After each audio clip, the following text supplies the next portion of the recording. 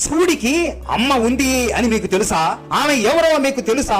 బెజ్జ మహాదేవమ్మకి శివుడు అంటే చాలా ఇష్టం. కానీ ఎప్పుడైతే శివుడికి తల్లి లేదు అని తెలియగానే ఆమె ఎంతో బాధపడుతూ కురింగిపోతూ, తల్లి ఉంటే నా శివుడిని భిక్షం ఎత్తుకొని ఇచ్చేదా, తల్లి ఉంటే ఒంటి మీద పులి చర్మాన్ని కప్పుకొని ఇచ్చేదా, తల్లి ఉంటే ఇంట్లో కాకుండా శ్మశానంలో పడుకొని ఇచ్చేదా, తల్లి ఉంటే ఒంటి మీద విభూది రాసుకొని ఇచ్చేదా, తల్లి ఉంటే భార్య చనిపోయినప్పుడు ఓదార్చకుండా ఉండేదా అని ఎంతో బాధపడుతూ ఏడుస్తూ ఆమె చేతులతో ఒక చిన్న బిడ్డ రూపంలో ఉన్న ఒక విగ్రహం తయారు చేస్తుంది. ఆ విగ్రహాన్ని చూస్తూ, శివయ్య నువ్వు ఇక నుండి నా బిడ్డవు నాయనా, ఇప్పుడే నేను నిన్ను కన్నాను, ఇక నుండి నీకు తల్లి అయినా తండ్రి అయినా నేనే, ఇక నువ్వు తల్లి లేదు అని ఎప్పుడు బాధపడకు అని అంటుంది. ఆ విగ్రహానికి పిల్లవాళ్ళకి చేసే ప్రతి ఆలన పాలన చేస్తూ ఉండేది. ఇదంతా శివుడు గమనిస్తూ ఉంటాడు. ఆయనకి ఎంతో ఆనందం వేస్తుంది.